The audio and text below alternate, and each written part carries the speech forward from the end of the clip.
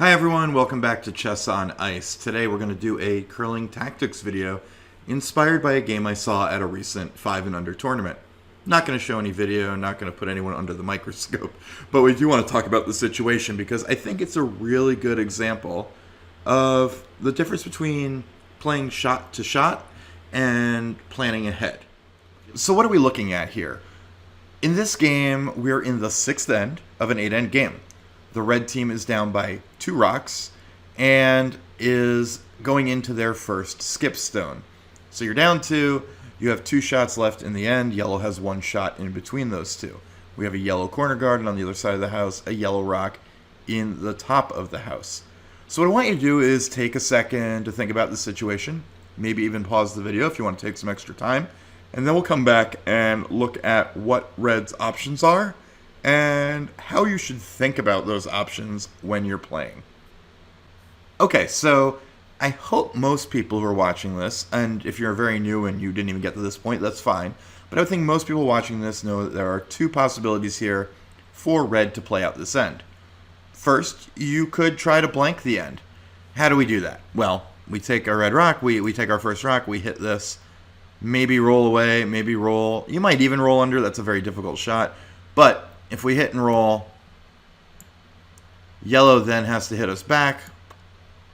And even if they roll on, we can then hit them and roll away, or even, because the rocks are in the front of the house, hit and stick, and we get our blank. Keep the hammer, we're down 2 with 2 ends left. There's a couple of reasons I don't like this. One, the first problem is that you are down 2 with only 2 ends left to go then. You are kind of running out of time.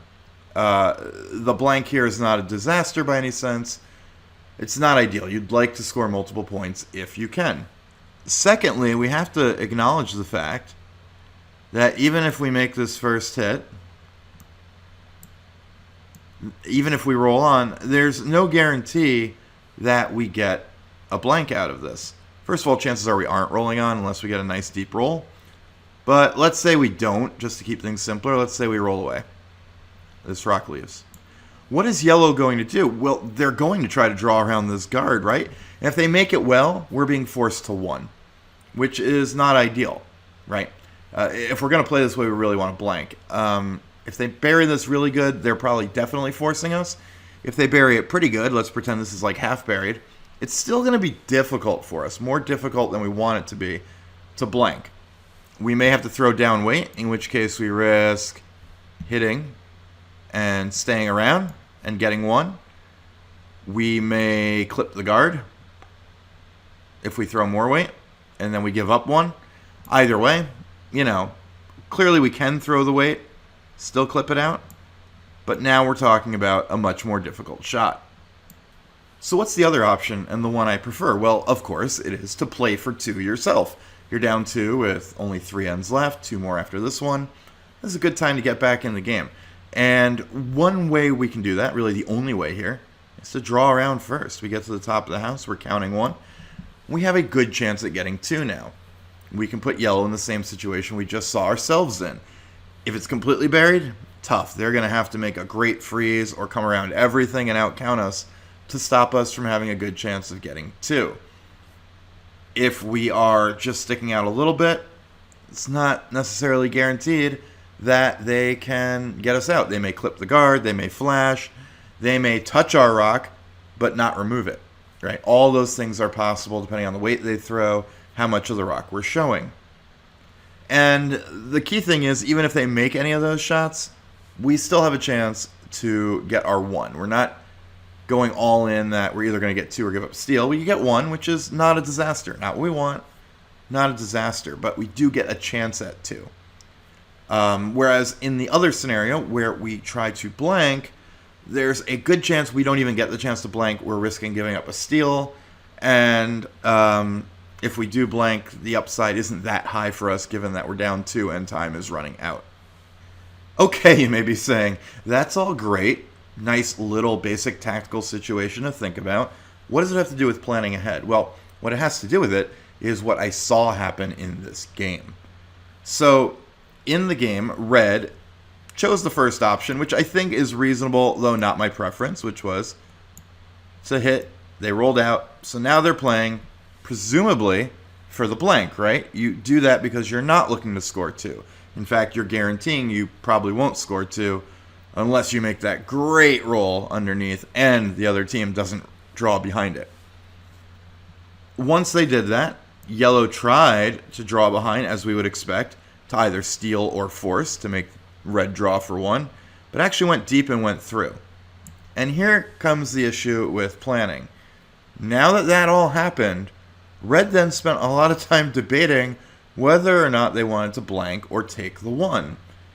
And ultimately, they chose to draw for 1. Ended up a bit heavy and it went through, but they were trying to draw for 1 point.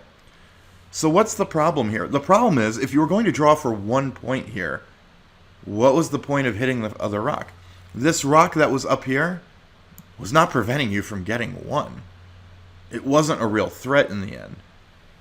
It was preventing you from blanking if that was your plan. But if you're planning on getting 1, that doesn't stop you. You can still outdraw it, right? I don't think anyone expects that rock to be the steal rock. Sure, they ended up throwing through, so it would have been a steal rock.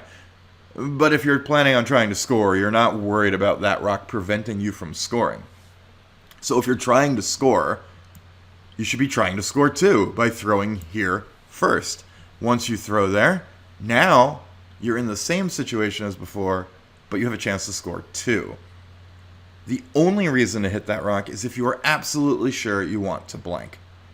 In any other situation where you're trying to score, you shouldn't be trying to score 1, you should be trying to score 2, and that starts a shot earlier by going around that guard and setting up a condition, a situation where the chance to score 2 exists.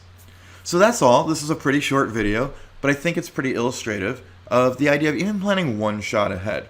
For new skips, for a lot of 5 and under skips, planning out a whole end can be difficult. Maybe you have an idea of what you want to do in the beginning, and then you kind of muddle through the middle part of the end, and then look at the last rock, or last 2 rocks, and try to figure out what you can get there, and hope that what you did in the beginning helps set up the end of the end. Yeah, it can be tough to plan 8 rocks straight through, and especially when you don't know how many you're making and your opponents are making, and how that's going to influence the end. However, you can at least start planning a rock ahead. You can think 1 shot ahead. When you get so late in the end that you only have 2 rocks left and your opponent has 1, read through those 3 shots at least and figure out, where do I get to at the end of this end with the shots I'm calling? And know what your goal is and what shots best accomplish that goal. And if you're trying to score, start thinking about how you're going to score as many points as possible, particularly with the hammer, on your second to last shot, so that you can get that extra point if it's there for you to take, as it was in this case. Okay, thanks again for watching Chess on Ice. If you enjoyed this video, hit the like button, subscribe, and even check out the Patreon. I'll put a link in the description. At the Patreon, you're going to get videos earlier than the general public, get your name in the credits, and you get an exclusive video every end where I dive into a full end, usually from a high-end game, sometimes a club-level game, and we talk about the planning that goes into every shot and why each and every shot was called.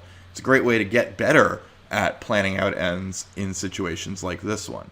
Thanks again for watching, and good curling, everyone.